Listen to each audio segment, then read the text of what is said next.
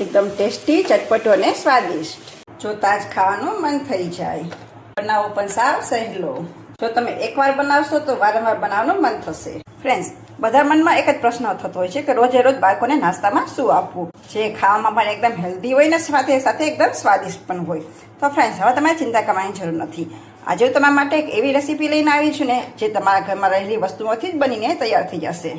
અને એકવાર આ રેસીપી તમે તમારા ઘરના કે બાળકોને બનાવીને આપશો ને તો તે બહારનો નાસ્તો તો ભૂલી જ જશે. કેમ કે આજનો નાસ્તો જે બનીને તૈયાર થશે ને તે પીઝા, મંચુરિયન અને બર્ગરને પણ ટક્કર મારે એવું બનીને તો તૈયાર થશે. તો ફ્રેન્ડ્સ, ચાલો આજની નાસ્તાની રેસીપી શરૂ કરીશું. આજનો નાસ્તો બનાવવા માટે આપણે બપોરની વધેલી રોટલી લઈશું. તો અહીં મેં 5 નંગ રોટલી લીધી છે. એ તમારે જેટલો નાસ્તો કરવો હોય એ પ્રમાણે તમે રોટલી લઈ શકો છો. તો આપણે સૌ પ્રથમ રોટલીના પહેલા રીતના નાના નાના ટુકડા કરી લઈશું. આ રીતે આપણે ટુકડા કરીશું જેથી કરીને આપણે જે નાસ્તો બનાવીએ તેમાં સહેલાઈતા રહે. આ રીતના આપણે તેને કાપી લઈશું, એટલે કે તોડી લઈશું. તમે જોશો કે રોટલીના આપણે રીતના નાના ટુકડા કરી લીધા છે. તો આપણે મિક્સર જાર લઈશું. તેમાં આપણે થોડાક રોટલીના ટુકડા એડ કરી દઈશું અને તેને પીસી લઈશું. તો ફ્રેન્ડ્સ, તમે જોશો કે આપણે રોટલીના રીતના પીસી લીધી છે. તો આપણે એક વાસણ લઈશું, તેમાં રોટલીને એડ કરી દઈશું. તો અહીં તમારે સાવ એકદમ ઝીણો ભૂકો કરવાનો છે.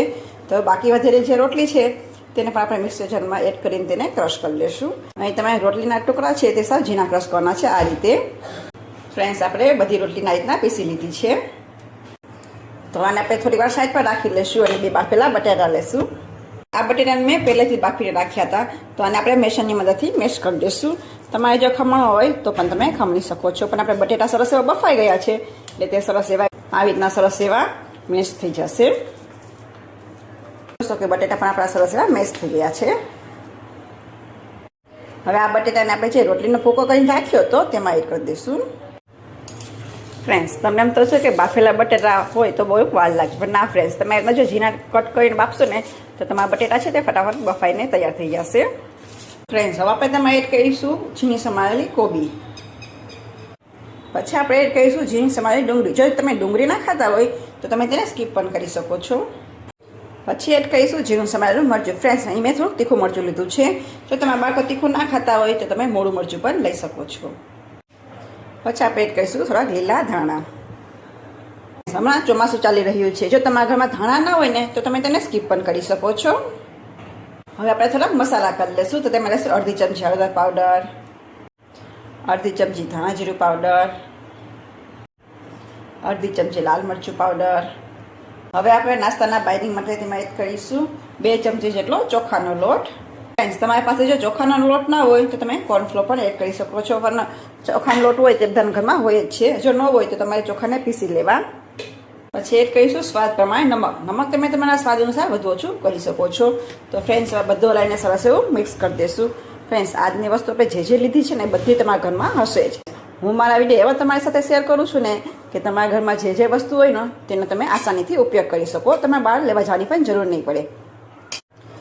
તો હવે આપણે એમાં પાણી એડ કર્યા વગર એકદમ મસળીને મિક્સ કરી દઈશું. પછી જો જોશે તો જ આપણે તેમાં પાણી એડ કરીશું. કેમ કે અહીં આપણે બટેટા એડ કરેલા છે તો લગભગ આપણે પાણીની જરૂર નહીં પડે. તો સરસ એવું મિક્સ થઈ ગયું છે અને આપણે પાણીની જરા પણ જરૂર નથી પડી.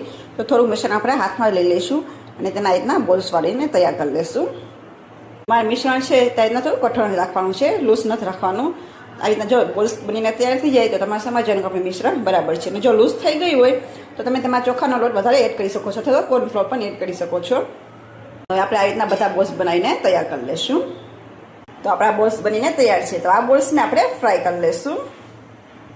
તો ફ્રેન્ડ્સ, પહેલેથી આપણે તેલ ગરમ થવા માટે રાખી દીધું હતું. તો આપણું તેલ સરસ એવું ગરમ થઈ ગયું છે. તો આપણે તેમાં બોલ્સ એડ કરી દઈશું. અહીં આપણે જ્યારે પણ બોલ્સ એડ કરીએ ત્યારે ગેસની ફ્લેમને આપણે લો રાખીશું. પછી આપણે ગેસની ફ્લેમને મીડિયમ કરી દઈશું. તો હવે એકસાથે જેટલા બોલ્સ સમાય તેટલા આપણે એડ કરી દઈશું. તો ફ્રેન્ડ્સ, આપણે થોડો નાસ્તો એડ કરી દીધો છે. તો આપણે થોડી વાર એમાં જ રહેવા દઈશું. પછી 1-2 મિનિટ થાય પછી આપણે તેને હલાવીશું. 2 મિનિટ જેવું થઈ ગયું છે તો આપણે નાસ્તાને હલાવી લઈશું. તમે જોઈ શકશો કે નાસ્તો પણ નીચેથી થોડો ક્રિસ્પી થઈ ગયો છે. પછી જ આપણે તેને પલટાવવાનો છે. તો આપણો નાસ્તો છે ગોલ્ડન બ્રાઉન કલરનો થાય ત્યાં સુધી આપણે તેને રહેવા દઈશું. 3 થી 4 મિનિટ જેવું થઈ ગયું છે.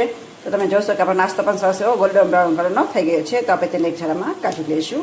તો આ નાસ્તો તરત તમને ફક્ત 5 મિનિટ જ લાગશે, બહુ ઝાઝો સમય નહીં લાગે. પણ ફ્રેન્ડ્સ, ગેસની ફ્લેમ તમારે એકદમ હાઈ નથી કરવાની, એ વાતનું તમારે ખાસ ધ્યાન રાખવાનું છે. તો આ રીતના બીજો બધો નાસ્તો છે તે આપણે તળીને તૈયાર કરી લઈશું. જોશો કે આપણા બધા બોલ્સ તળાઈને તૈયાર છે. તો આપણે આ બોલ્સને આવી રીતનાથી સર્વ કરવાના અને આપણે આજે એક અલગ રીતથી જ બનાવીશું, જેથી કરીને આપણો આજનો નાસ્તો છે તે એકદમ ચટપટો અને સ્વાદિષ્ટ બનીને તૈયાર થશે.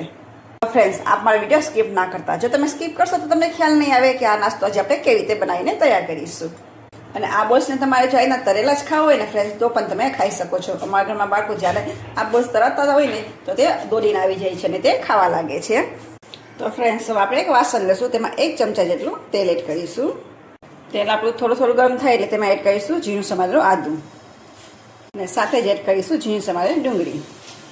તો આ બધાને હલાવીને આપણે થોડીક વાર માટે પકવવા દઈશું. ફ્રેન્ડ્સ, 2 મિનિટ જેવું થઈ ગયું છે. આપણે વધારે ડુંગળીને કૂક નથી કરવાની, ફક્ત 2 મિનિટ માટે જ કરીશું. પછી આપણે તેમાં એડ કરીશું કેપ્સિકમ. જો તમારી પાસે કેપ્સિકમ ના હોય તો આપણે ઘરમાં જે રૂટીન મરચું લઈએ છીએ તે પણ તમે લઈ શકો છો. તેને પણ આપણે 1 મિનિટ માટે પકવી લઈશું. તો ફ્રેન્ડ્સ, 1 મિનિટ જેવું થઈ ગયું છે. તો આપણે તેમાં એડ કરીશું ઝીણા સમારેલા ટમેટા. તેને પણ હલાવીને આપણે મિક્સ કરી દઈશું. હવે આપણે થોડા મસાલા કરી લઈશું. તો આપણે તેમાં લઈશું થોડોક હળદર પાવડર. પછી આપણે તેમાં એડ કરીશું અડધી નાની ચમચી કાશ્મીરી લાલ મરચું પાવડર. જો તમારી પાસે ના હોય તો તમે રેગ્યુલર મરચું પણ લઈ શકો છો. ફ્રેન્ડ્સ, આજનો આપણે નાસ્તો બનાવીશું થોડોક સ્પાઇસી બનાવીશું. તો 1 ચમચી જેટલી આપણે શેઝવાન ચટણી એડ કરીશું અને 1 ચમચી ટમેટા કેચઅપ એડ કરીશું અને થોડુંક એવું જ નમક એડ કરીશું. બહુ જાજુ એડ કરવાનું. હવે બધા મસાલાને આપણે સરસ એવા હલાવી લઈશું. ફ્રેન્ડ્સ, તમે જ્યારે પણ મસાલા એડ કરો ત્યારે આપણે ગેસની ફ્લેમ સાવ લો રાખવાની છે અને આ મસાલા પણ છે તે આપણે લો ગેસ ઉપર જ પકવીશું. હવે 1 મિનિટ માટે રહેવા દઈશું, જેથી કરીને મસાલા આપણા સરસ એવા પાકી જશે. તો તમે જોશો કે બધું સરસ એવું મિક્સ થઈ ગયું છે. તો આપણે 1 મિનિટ માટે રહેવા દઈશું. 1 મિનિટ જેવું થઈ ગયું છે અને મસાલા પણ સરસ એવા પાકી ગયા છે. તો આપણે તેમાં જે બોલ્સ તળીને રાખ્યા હતા તે એડ કરી દઈશું. હવે આપણે તેને હલાવીને સરસ એવા મિક્સ કરી દઈશું. છે ને ફ્રેન્ડ્સ, એકદમ સ્પાઇસી અને ચટપટો આજનો આપણો નાસ્તો જે આપણે વધેલી રોટલીમાંથી બનાવ્યો. ફ્રેન્ડ્સ, તમારા ઘરમાં કોઈ ગેસ્ટ આવ્યું છે ને તમે આજના જો તમે કંઈક નવીન વસ્તુ બનાવીને આપશો ને તો તમને ખ્યાલ પણ નહીં આવે કે તમે રોટલીમાંથી નાસ્તો બનાવીને સર્વ કર્યો છે.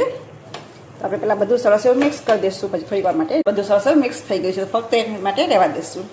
1 મિનિટ જેવું થઈ ગયું છે. આપણે નાસ્તાને હલાવી લઈશું. તો આપણો નાસ્તો સરસ એવો મિક્સ થઈ ગયો છે અને મસાલા પણ સરસ એવા ભળી ગયા છે. તો આપણે ગેસની ફ્લેમને બંધ કરી દઈશું. ફ્રેન્ડ્સ, ગેસની ફ્લેમ બંધ કરી દે પછી આપણે ઉપરથી થોડાક એવા સફેદ તલ એડ કરીશું અને સાથે થોડાક લીલા ધાણા એડ કરી દઈશું. બધું હલાવીને સરસ મિક્સ કરી દઈશું અને પછી આ નાસ્તાને આપણે ગરમા ગરમ સર્વ કરી દઈશું. ફ્રેન્ડ્સ, તૈયાર છે આપણો એકદમ ચટપટો અને સ્પાઇસી એવો રોટલીનો નાસ્તો. આ નાસ્તો તમે ટમેટા કેચઅપ સાથે, ચા સાથે કે તમે એમનેમ ખાવું હોય તો તમે ખાઈ શકો છો. અને તમારા બાળકોને જો તમે ટિફિન બોક્સમાં આપવું હોય તો પણ તમે બનાવી શકો છો. કેમ કે આજનો નાસ્તો આપણે રોટલીમાંથી બનાવ્યો છે, જેથી કરીને તે હેલ્ધી છે. અને તમારા બાળકો જો આ નાસ્તો એકવાર ખાશે ને તો તે બહારના પીઝા, બર્ગર ને મંચુરિયન તો ભૂલી જશે, કેમ કે તેનાથી પણ એકદમ સ્વાદિષ્ટ નાસ્તો બનીને તૈયાર થશે. તો ફ્રેન્ડ્સ, એકવાર તમે જરૂરથી ટ્રાય કરજો. પછી મને કોમેન્ટ બોક્સમાં જણાવજો કે તમને આજની મારી રેસીપી કેવી લાગી. અને આપને જો મારી રેસીપી પસંદ આવી હોય તો એક લાઇક કરજો, શેર કરજો અને હેતસ કિચનને સબસ્ક્રાઈબ કરવાનું ના ભૂલતા. તો ફ્રેન્ડ્સ, ફરી પાછા મળીશું નવા સ્વાદ સાથે, નવા વિડીયો સાથે. ત્યાં સુધી આવજો.